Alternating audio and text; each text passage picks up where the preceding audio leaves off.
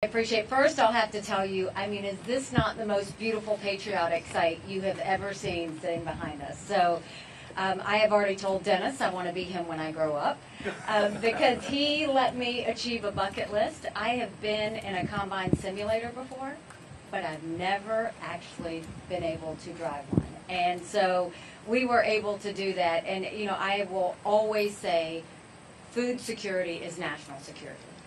And that is why we have to always keep the agricultural community as front of mind. I did when I was governor of South Carolina. That's our #1 industry is agriculture, and so we were always very conscious of that. But I grew up playing on a cotton fields, and I grew up playing on a dairy farm.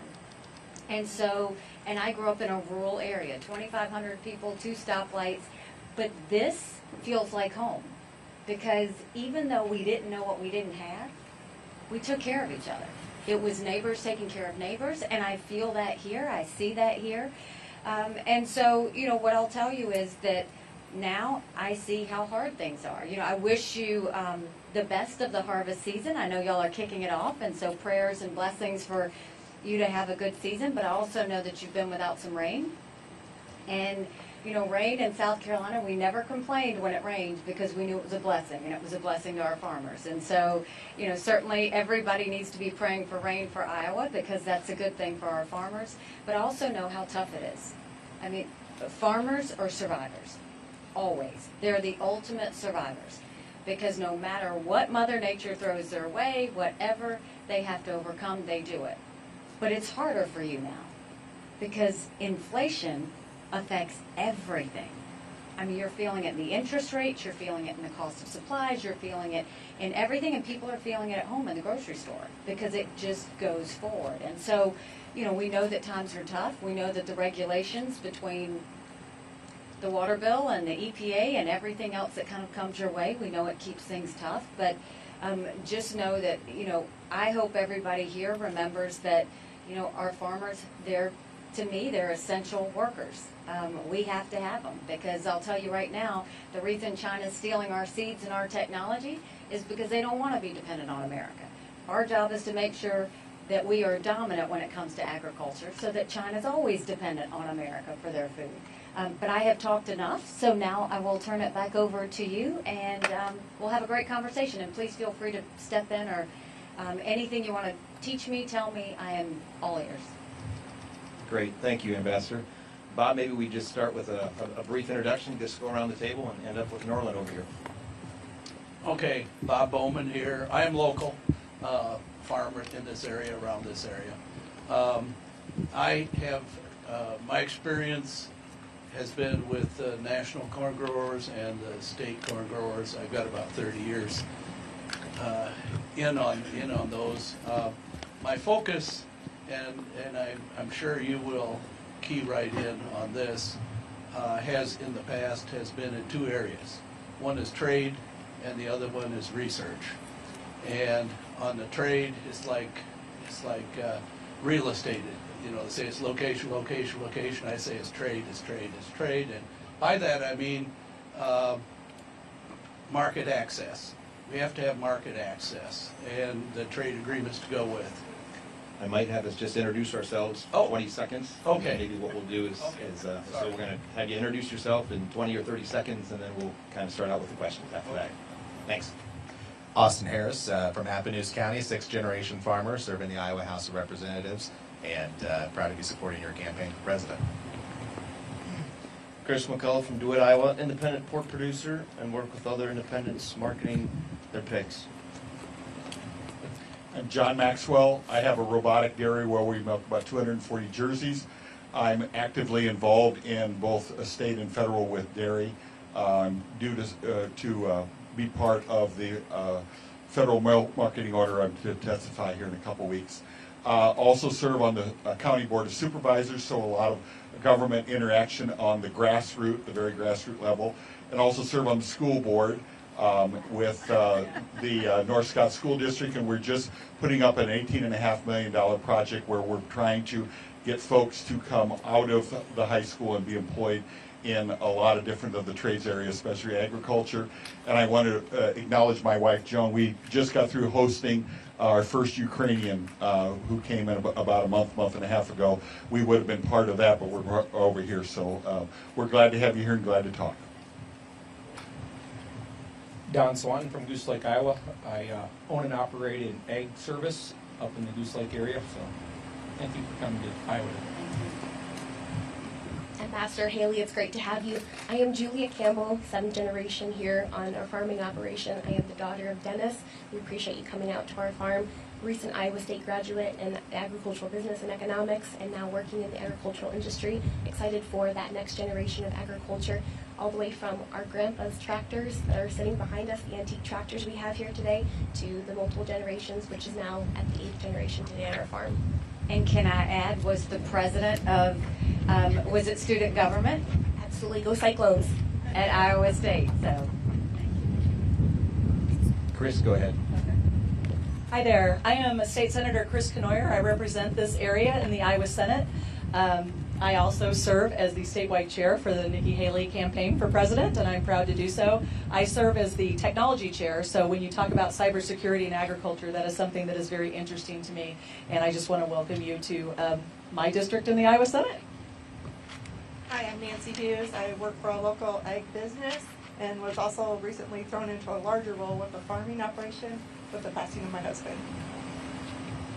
Chad Peterson, county grain farmer. I'm also president of the Farm Bureau organization here in this county. And I've got 2 boys that I'd love to bring up on the farm and keep them involved with it, and along with being a 4-H leader. Ambassador, thank you for coming. Rob Ewald from Scott County, just down south here. I'd like to tell people I live 4 miles north of the Mississippi River, and that makes everybody wonder. But we have a diversified family farm there with livestock and grain, and have 2 teenage boys that all they think about is the future of farming. So look forward to the discussion. Thank you. Ambassador, thank you for coming. I'm Stan Nelson from Danville, Iowa, southeast of here. I'm farming with my wife and 2 of my daughters. They'll be the 5th generation. We're just trying to figure things out. Welcome to House District 70, Ambassador. I'm the state representative for this area, and my name is Norland Mumson. I should put that in first. And I also farm. So. Good to see you. Great, thank you for that. Well, just as we set the stage for this, we can't go too far without saying that, Iowa's role in feeding the world is that we're #1 producer of corn in the United States. We're #1 in pork. We're #1 in egg production. We're a close second in soybean production. So from those commodities that feed the world, we think that we've got a pretty important place. And so with that, we maybe open it up. Is there anybody that wants to make a first comment? Stan, you've got the microphone. You were moving it. Sure, I'm not going to be bashful. You're right, we're #1 in feeding the world, but we're also #1 in fueling the world, or a part of it. Ambassador, we are interested in stable markets. We need stability here to pass on our farms from generation to generation.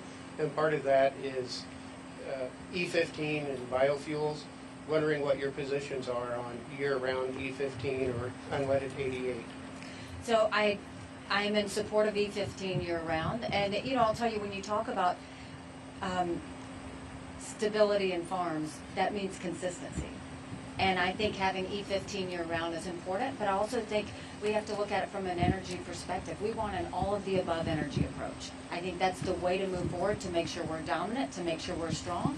And I think that it's good for us. We're blessed that we can do this. It's really amazing to go and see. It hasn't been that long ago when, the ethanol production really blew up. We were talking about that earlier. And to see how far it's come and how high-tech it is and how good it is for the country, and being able to have that in the world is very important. So I will always be completely supportive. And I will tell you, there's nothing that hurts my soul more than to see a farm go away and see a housing development go up. Because that means it just got that hard for that family. And so what I hope is that we can be partners with you, because Partners in business, which is what you are, is what we should always do. It helps the economy, it helps employ people, it helps give us the energy we need. It's food security, national security, energy security, national security. So absolutely, in every way. Ambassador, my friends at Corn, don't forget about biodiesel and sustainable aviation fuel and renewable diesel. You know, these are things that are very important to agriculture and driving the not just Iowa, but I mean the Midwest. And so support for all of those renewable fuels is big for ag. But I would like to kind of, we touched on it a little bit earlier about the EPA and WOTUS, and we all understand what kind of damage that could do to us. I'm really concerned right now about the EPA's stance on the Endangered Species Act and what is taking place there as far as having to make, they have to do some research on trial cases that were in the courts. And it's a big concern because the way they're trying to fast track this, it could greatly affect the use of our protective herbicides and stuff that we use to grow a good crop. And what concerns me most is that if you take tools away from us, we will yield less. If we yield less, food becomes more expensive. That's an issue. And I worry that there are people in D.C. that have the means to afford to pay, that they can pay for higher priced food. But I worry about those others that can't. And if they take these tools away, it will make food more expensive in the future. And it might also affect my children coming back to the farm. So I just leave that open to you. You know, I think that it's amazing to me how you will have, and we see this all the time, people in D.C. that say we love our farmers. And what I would suggest you say back to them, and what I would say is, then prove it. Then prove it. Because if you go and you look, I was on a oil rig not too long ago in Midland, Texas. Another patriotic site I wish everybody could see. But you look at how the EPA cares more about sagebrush lizards than they do about Americans being able to afford energy, or making sure we're not going hat in hand to Saudi Arabia, or getting dirty oil from Venezuela or Iran. I fought the EPA as governor in South Carolina, non-stop, over and over again. And at some point, the EPA needs to understand they're not power brokers. They're supposed to be partners. They're supposed to support their constituencies, and they're not doing that right now. And when I say food security is national security, this is a national security issue. Yes, it costs more in the grocery store and more at the gas station when we do this, but it's a national security issue. We've got to make sure we can feed people. I mean, China would love to have what we have. That's why they're trying to steal it. That's why they're buying up our farmland, is because they want to make sure that we're not secure. So the last thing we need is our very own government making things harder and making it to where we can't do that. And so I will tell you, you know, I fought the EPA as governor. I'm prepared to clean the EPA out as president, because I think that what we need to do with a lot of these agencies, you'll see me do it across the board, is take what they do in D.C. and move those programs down to the states so that they're more tailored. Because when you do that, you reduce the size of the federal government, but you empower the people here on the ground. And we need to do that with our farmers in every state, because the issues you deal with in Iowa are different than the issues my farmers deal with in South Carolina. And so you need to have the resources, but you also need to be able to tailor it so that you can produce as much as you can, as safe as you can, but in a way that you feel like you've got a support system and a partner, as opposed to somebody just constantly giving you another problem. We see this with the water bill too. I mean, how many more ponds and puddles are they going to try and, you know, try and dissect before they go and realize they're just pushing too hard? You've got enough. I was asking Dennis about how long his days are. You know, hopefully he gets to bed at midnight. But you keep doing that. It's just more paper. It's not being out in the fields. It's more paper and more regulation, and I think it's dangerous and it's expensive. And we've got to, you know, we've got to normalize this. It's just gotten to an extreme level.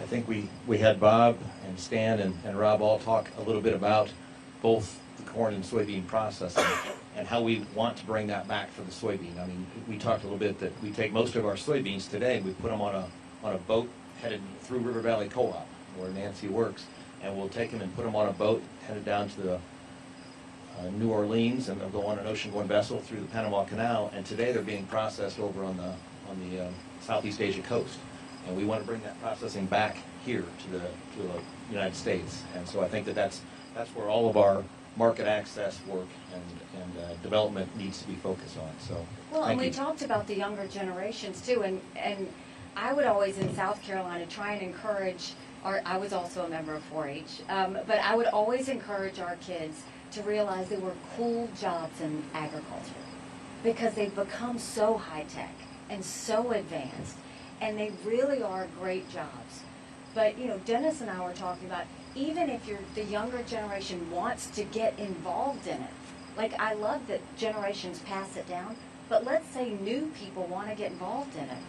If the capital is so intensive that they can't even get started, then where are we going? Because all you have is you'll have farms dying out, but you won't have new people coming in.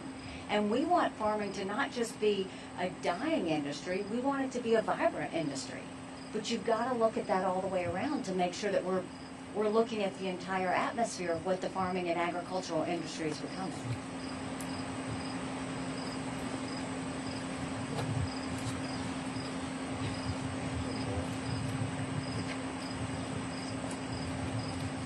It's dangerous to give me the microphone. You got my number. You got 10 seconds. Oh, he's cutting you off. Okay, just to finish up on market access, we need help with MAP and FMD funding because that's where we share, you know, part of the cost and the effort there. So, Will you explain that though? Will you explain the process of what you go through, why it's hard, and what help can be given?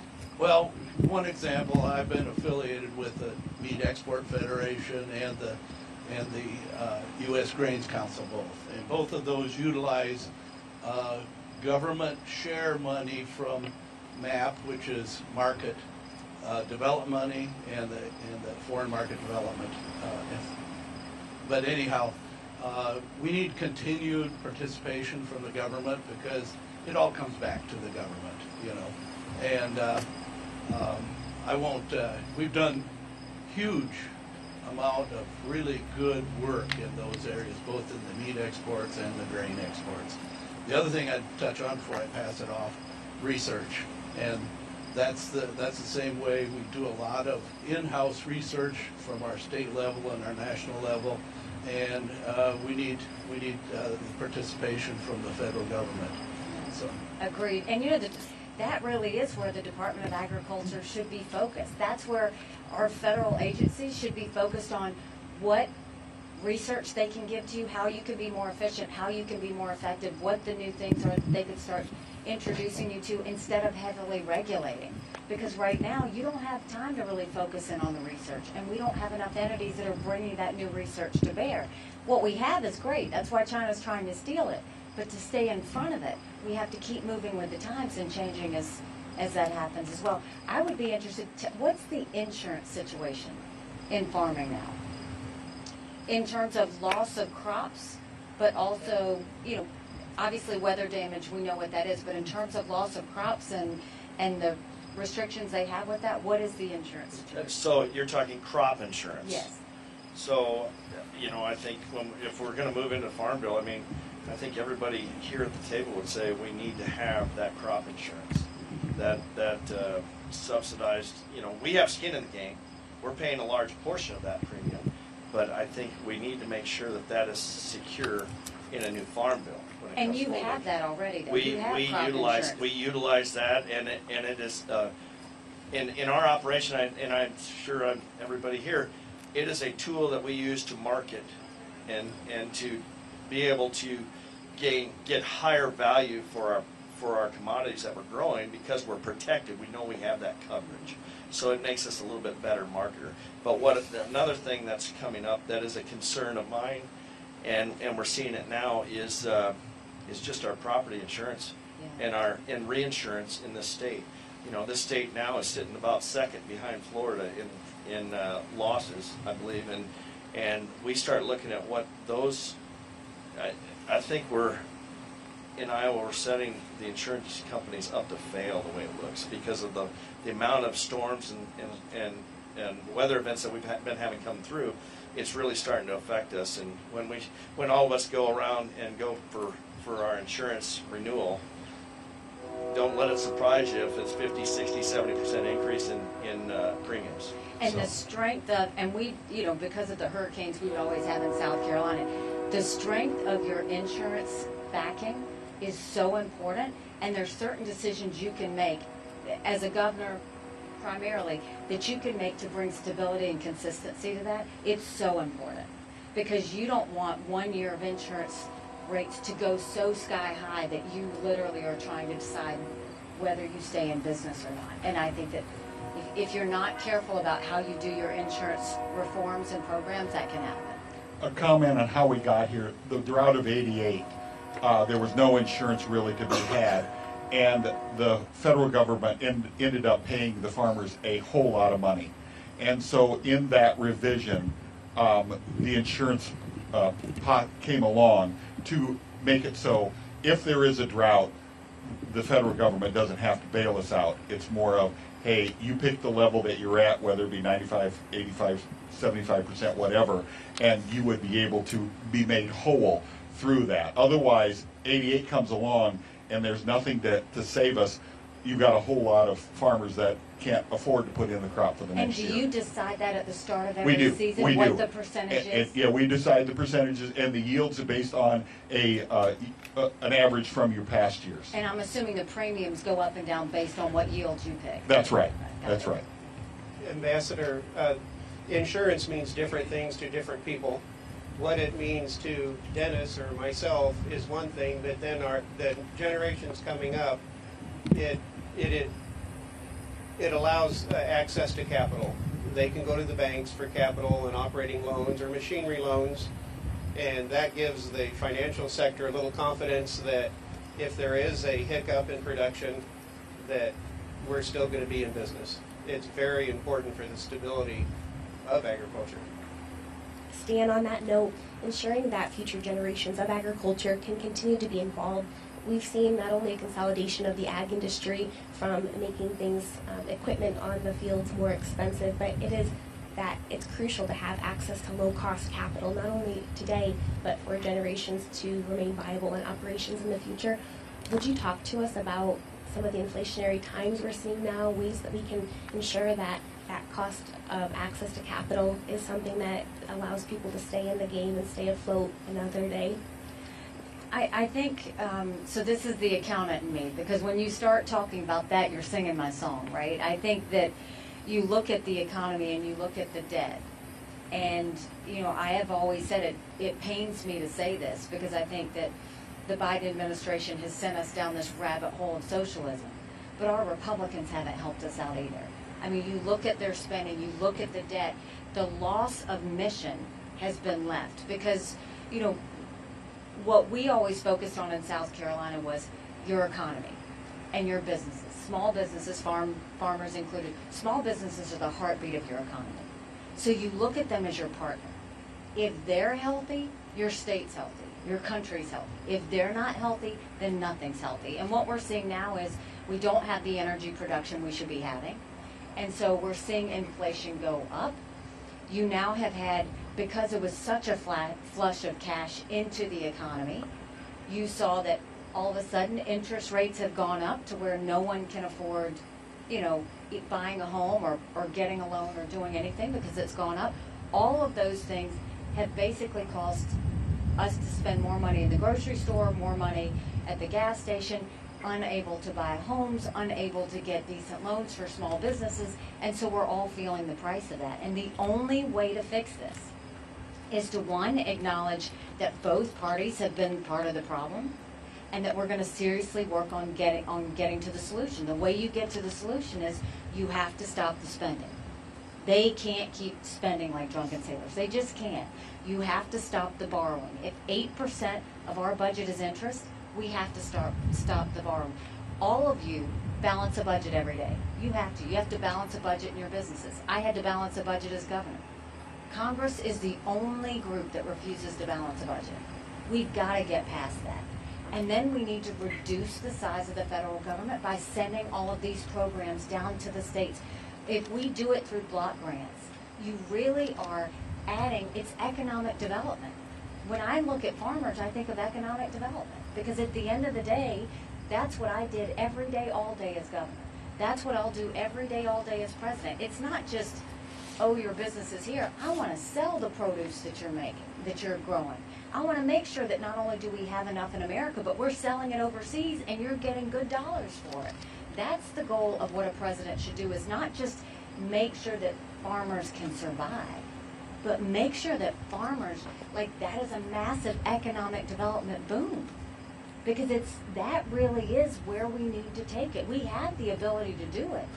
But you don't have a president and you don't have a Congress that sees you as the opportunity that you are. And once we start seeing it as an industry that is part of an economic development plan, that's when magic happens.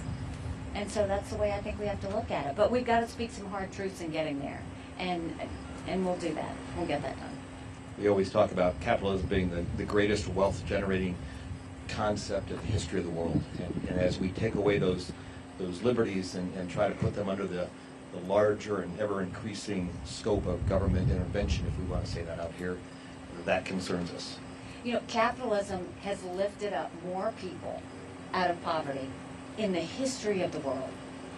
And it really, like, touched me more than anything else when I was at the United Nations. And I was standing at the Simon Bolivar Bridge between Colombia and Venezuela. And I watched thousands of Venezuelans walking in the hot sun for hours, holding their children to get the one meal they might get that day. They had been killing zoo animals for food. And you look at the resources Venezuela had, and you look at the ability to be successful. And because this socialism creep fed into that system, they were literally having to beg for their next meal. It's unthinkable, but it can happen that fast. And that's why I always say we can't ever forget the blessings of capitalism, and we can never get so lazy that we allow socialism to take over, because it's laziness.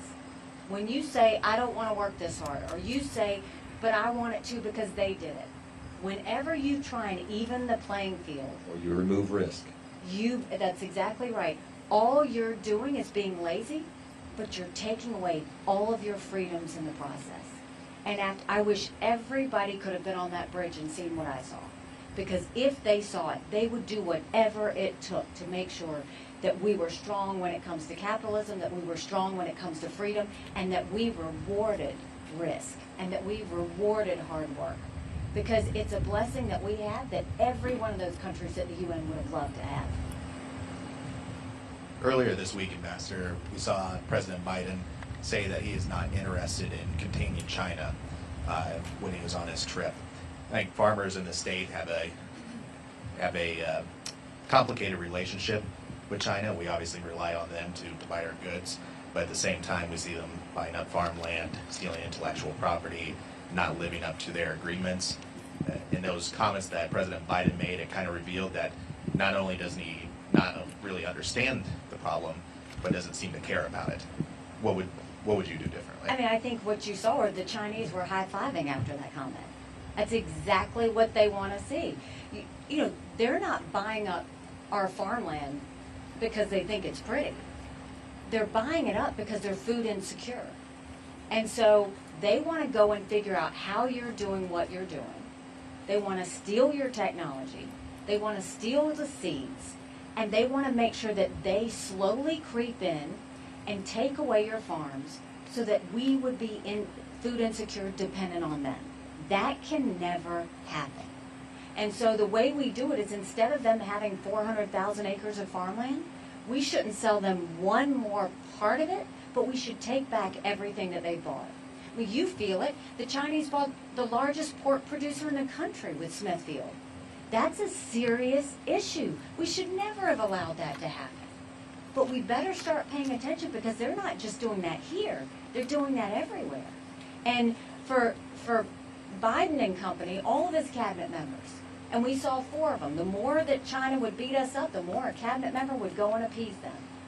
And we saw, they'll talk to them about climate change. They'll tell them, we saw Raimondo go and say, or Janet Yellen, one of them went and said, we're competitors. We need to play by fair rules. I negotiated with China. China's never played by the rules. They don't see us as a competitor. They see us as an enemy. We need to start treating them like the enemy they are. I don't mind if they buy a ton of produce from you. I want them to get and we'll always sell it to them. But I don't want us to have to ever buy it from them. And that's what we're in danger of if we don't start to wake up and see what's happening. I want to shift gears to dairy a little bit.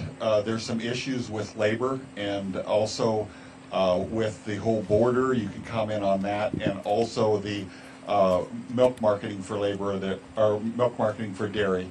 It is complicated, and it also is very old in its nature, and it's all based on class 1, which is fluid milk, and fluid milk is becoming less and less of a thing. So some comments on dairy and those things, and I can help you out if you with other questions. I think there's a lot of, and I can tell you, it doesn't matter what state I go to, everybody's talking about the southern border.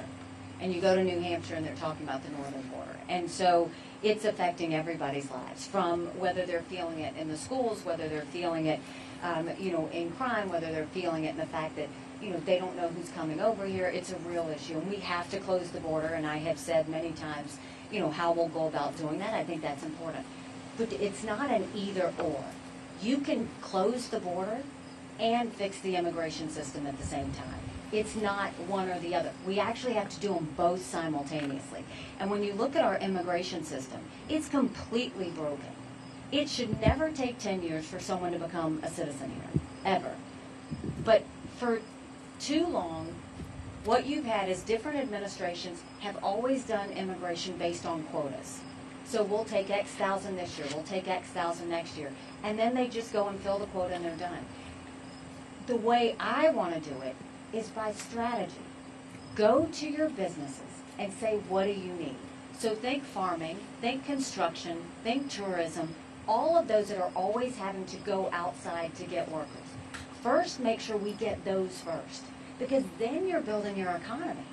That's when you're actually being smart about it. We should bring people here based on merit. If they can go and improve our economy, we should bring them. We don't just bring them because they're a number. You bring them because there's a contribution to America that's going to make her stronger.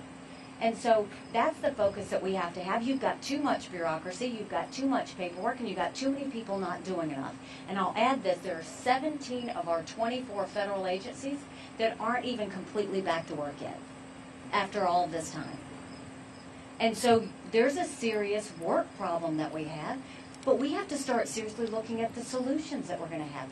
I would love to get your thoughts on the dairy situation in the marketplace. What are the challenges? How is it archaic, and how would you modernize it? John, what I might do is we're going to... Maybe we could talk offline we could with this. talk offline. We're going to try to wrap this up in the next few minutes here. We might take a couple more questions, but I appreciate that. I think that's a pretty complex No, and I'd love to chat with you about that. Might be good. Chad, are there any issues, or Chris, any issues that you're facing as... Or Norland. I'm sorry, you got the microphone. Norland, you can speak. Well, thank you very much, sir.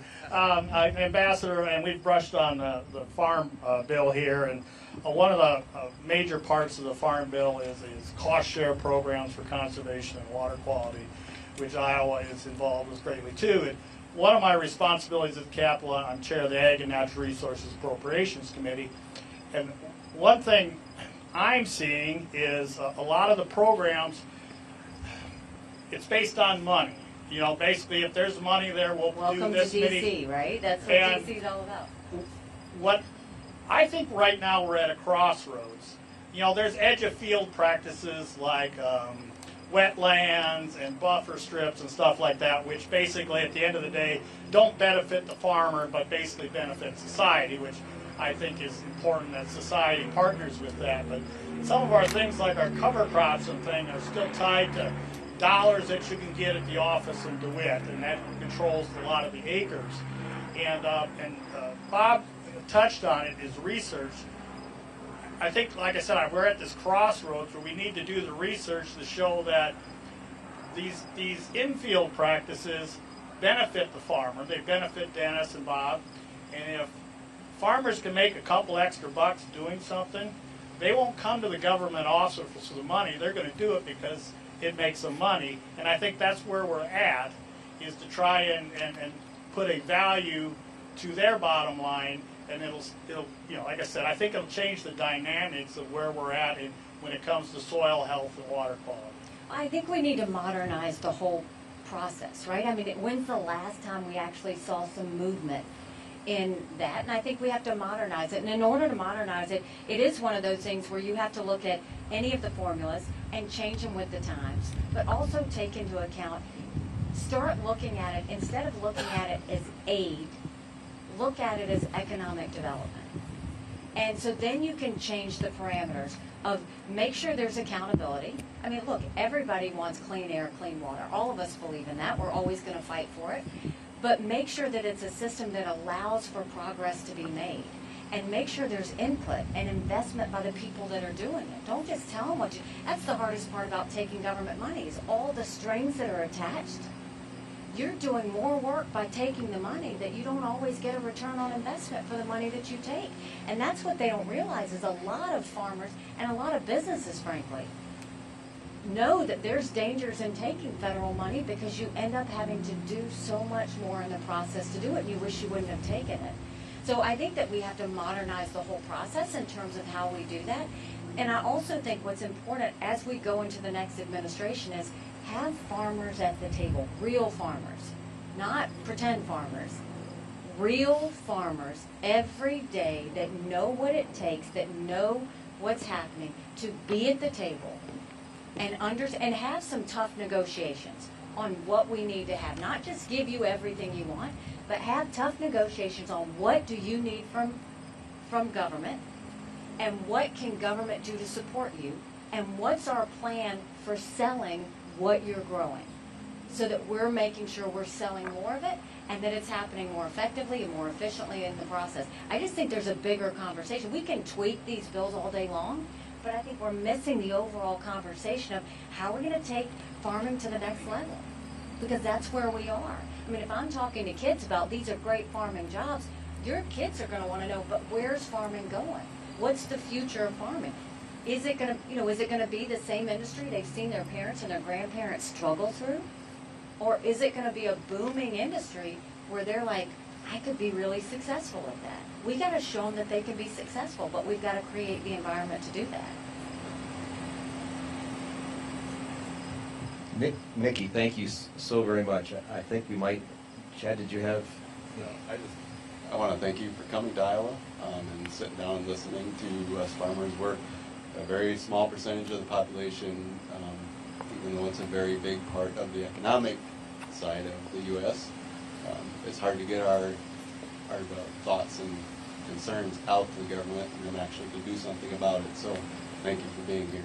Well, and I appreciate you, growing up in a rural area, politics and government, they've always tend to ignore the rural areas because they're not heavily populated. But they miss the fact that they do heavily produce. And when you look at the revenue that comes out, and you look at the job opportunities that come out, and you look at the security that comes out of it, we have to always shine a light on them. I think I'm partial to rural areas, just because I think we grow strong people and we are tough and we know what it takes to survive. But I also think that we're a blessing to a lot of other people if they just knew more of what happened in a rural area. And, and I have to say, this was a total treat for me. I mean, to be there in that combine, I told him if I could just get a day a week where I sit in that combine, play my music in my Joan Jett and go down those aisles, I would be a happy girl. So, as hard as it is, I'll just leave you with this. Don't forget what a blessing you are. Don't forget that we need you. You don't need us. We need you. And that's the American people need you. And what you're doing is God's work.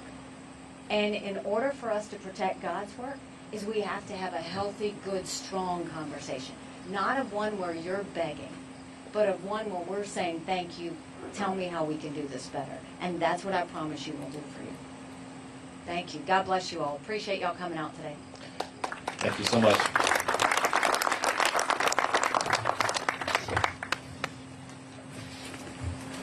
All right, folks, we're going to move inside. Do